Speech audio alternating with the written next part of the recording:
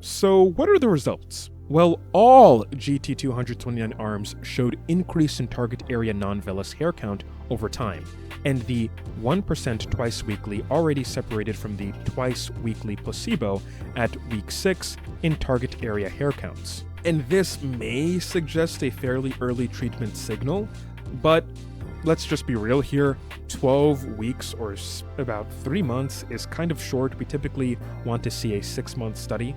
And we can't necessarily say that there's an early treatment signal 100% at just 6 weeks in, because that's about 1 month.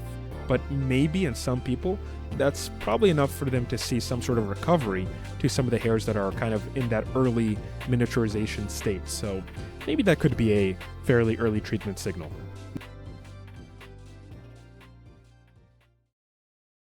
Hello everyone, and welcome back to yet another video. Today we're talking about the new Phase 2 study evaluating the topical GT229 preparation in men with androgenetic alopecia. This study that we're going to be looking at is a multicenter, randomized, double-blind, placebo-controlled trial conducted at 12 centers in China between April 2023 and April 2024.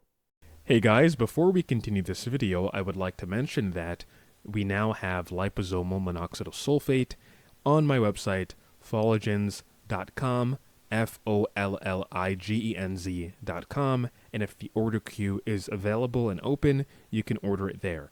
We're running it as a cosmetic. There are other sort of botanicals inside of this particular topical that are pretty helpful when it comes to conditioning the hair. So that's at folligens.com, folligenz.com. That's folligenz.com. Go check it out and maybe even try it out. See you there.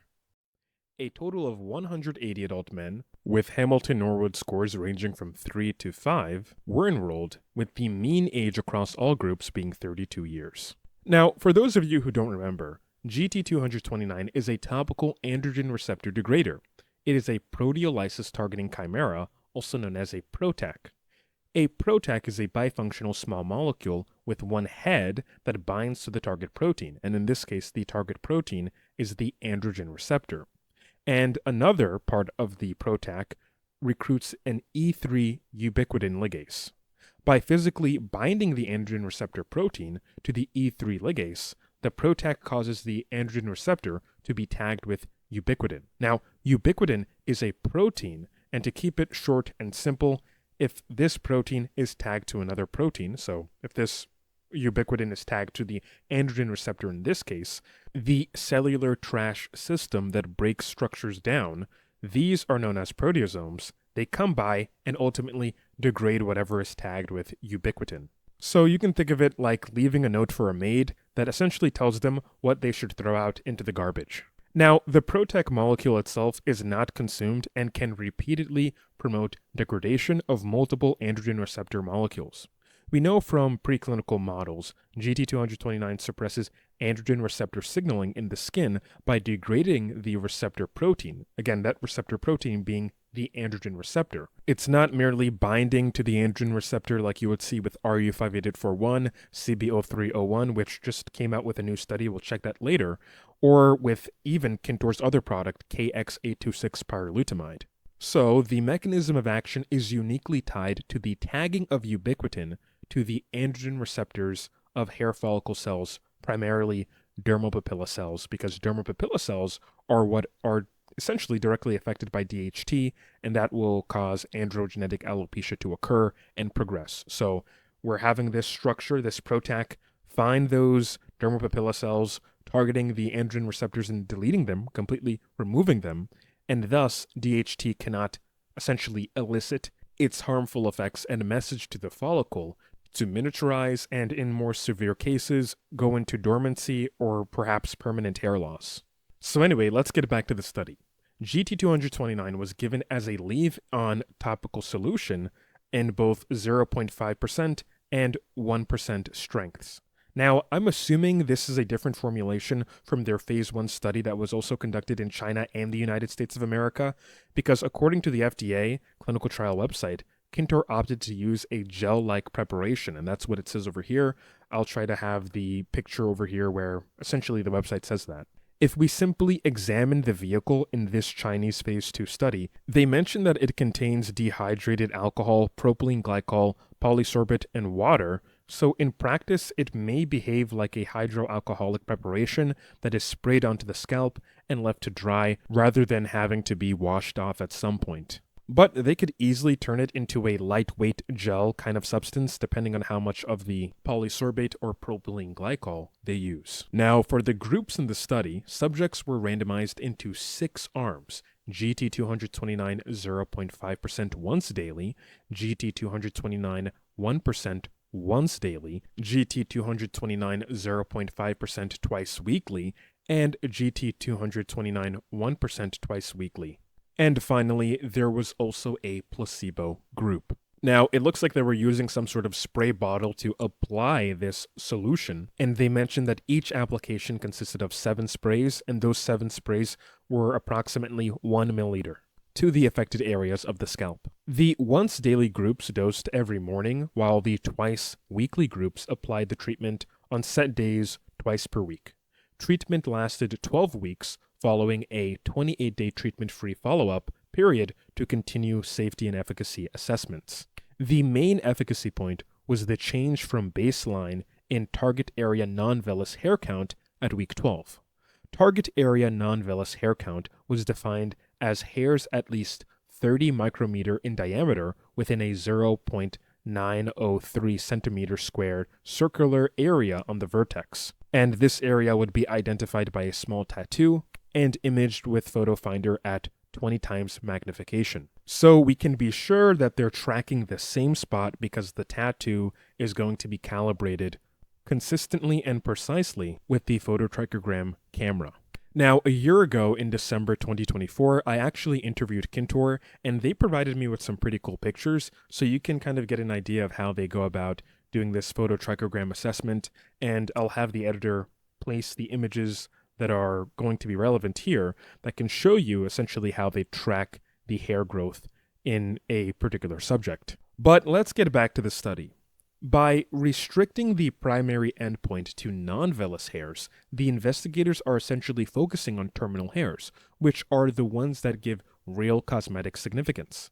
These are the thicker pigmented fibers that actually contribute to visible density and coverage. And this is important because if they were to expand the changes to all hairs, so essentially they would include vellus hairs, it could inflate the target area hair count due to including those cosmetically insignificant hairs. And some, companies, I'm not going to name them, they do that, right? So that's something you have to watch out for. But there's also a downside too if they focused on counting all hairs in their particular metric, because it could impact the readout on which treatment is successful. You see, in theory, you could have a situation where the placebo group and the treatment all have the same overall target area hair count increase. Maybe they're all increasing the same amount of hairs, but one group may have more terminal and intermediate hairs than another group. So focusing only on which group had improvement of non-vellus hairs helps us to get to the point of which one is having better visual results to the naked eye. So a change in non-vellus target area hair count tells you about cosmetically meaningful regrowth rather than just extra fuzz on your scalp. Also, another important metric that they recorded were the improvements of target area hair width, which is an index of the hair shaft's thickness. And finally, another metric would be the terminal to vellus hair ratio. So what are the results? Well, all GT229 arms showed increase in target area non-vellus hair count over time, and the 1% twice weekly already separated from the twice weekly placebo at week 6 in target area hair counts. And this may suggest a fairly early treatment signal, but let's just be real here. 12 weeks or about 3 months is kind of short. We typically want to see a 6-month study, and we can't necessarily say that there's an early treatment signal 100% at just 6 weeks in, because that's about 1 month. But maybe in some people, that's probably enough for them to see some sort of recovery to some of the hairs that are kind of in that early miniaturization state. So maybe that could be a fairly early treatment signal. Now, when it comes to the hair width, every GT229 group showed increased target area hair width by week 12.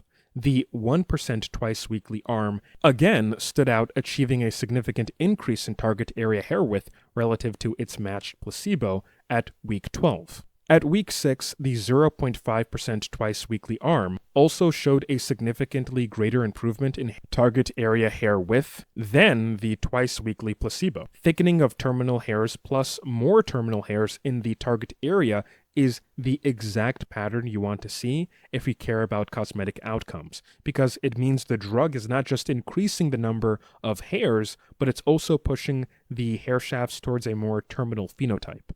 The trial's results show that all 4 GT229 arms had statistically significant within-group increases in target area nonvellus hair count at week 12. So now, when you compare the active arms, so again, active arms are the ones that are actually getting the GT229 treatment, against their placebo groups, right? So placebo groups, there were 2. One was taking placebo once a day, and the other one was taking placebo twice weekly.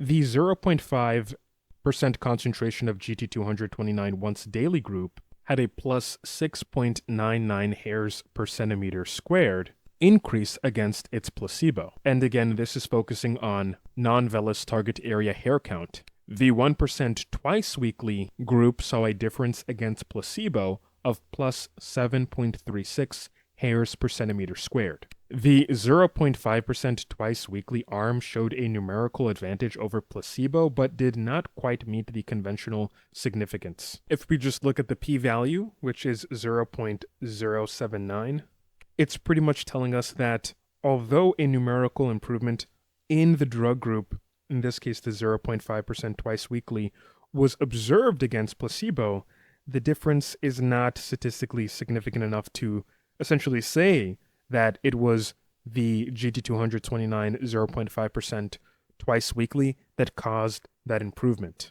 So longer and larger studies would be needed to determine whether this reflects a true drug effect or even ineffect. No obvious dose-response trend was seen in the once-daily arms, whereas a more consistent dose response was noted for the twice-weekly groups. The 1% once-daily arm is interesting because on paper it appears to underperform compared to what you might expect from a higher concentration. I mean, the 1% twice-weekly actually had a statistically significant increase against its placebo comparison. So what's going on here? Wouldn't the 1% daily be better, or at least fare as well as the 0.5% daily group did? So sure, it had a really good within-group improvement from its own baseline, but it didn't separate from its matched placebo group. Now, I can speculate on why this may have been an issue. Maybe people weren't using it daily. That could be the case. Maybe the 1% daily group, when it came to GT229, it caused a lot of local irritation, so some people probably weren't using it daily, and even for that matter, they probably barely used it throughout the week. Because even if they used it twice weekly, it should still have some sort of comparative effect to the twice weekly dose that we already saw clearly working. So all that means is that they have to do more studies, preferably on a larger population, because maybe with that 1% once daily group, something as small as, giving that group the placebo by mistake could, I say small, but really that could mess up the results big time. So let's just see what happens in the future when we get more data. But when we take this all together, the best performing arms in this dataset were the 0.5% applied once daily, and that is the winner in this whole entire race, and the 1% applied twice weekly being second place. The 0.5% once daily arm delivered the largest absolute gain in terminal hair count and was significantly better than its once daily placebo counterpart. When it comes to the 1% twice weekly group, despite less frequent dosing, not only did it beat its twice weekly placebo in target area non-vellus hair count, but also performed well across several subgroups, particularly in men with more advanced baseline baldness and in those without previous androgenetic alopecia treatments. But guys, I wouldn't make the assumption that if you took let's say, finasteride or minoxidil or dutasteride before, it's going to somehow mess up your response to GT229. So don't get carried away by me saying that. I'm sure if GT229 works, it's not going to not work or not work as well in people who have already used androgenetic alopecia treatment. I'm just mentioning a reality from the study that may just be a coincidence. Just think about this critically, right? It might be the case that people with severe stages of baldness probably didn't use any androgenetic alopecia treatments before, or at least at any sort of significant length of time, because, well, how the hell do they even get to a severe state of baldness? Come on, guys, let's be critical here. But yeah, overall, this was a pretty short study for androgenetic alopecia treatments. It's only 12 weeks, which is 3 months. Maybe in the next study they put out, it might be 24 weeks, which is 6 months. But where you can already see that there's some sort of trend toward improvement and efficacy within that 12-week window. Now, I forgot to mention the safety and pharmacokinetics are important because the results are pretty reassuring. Across all subjects in this safety set, about half experienced at least one treatment-emergent adverse event with similar overall rates and severity in GT229 and placebo. Now, that is essentially saying that during the duration of the study, right, people had issues. Now, those issues do not necessarily mean that they relate to the use of the treatment, right?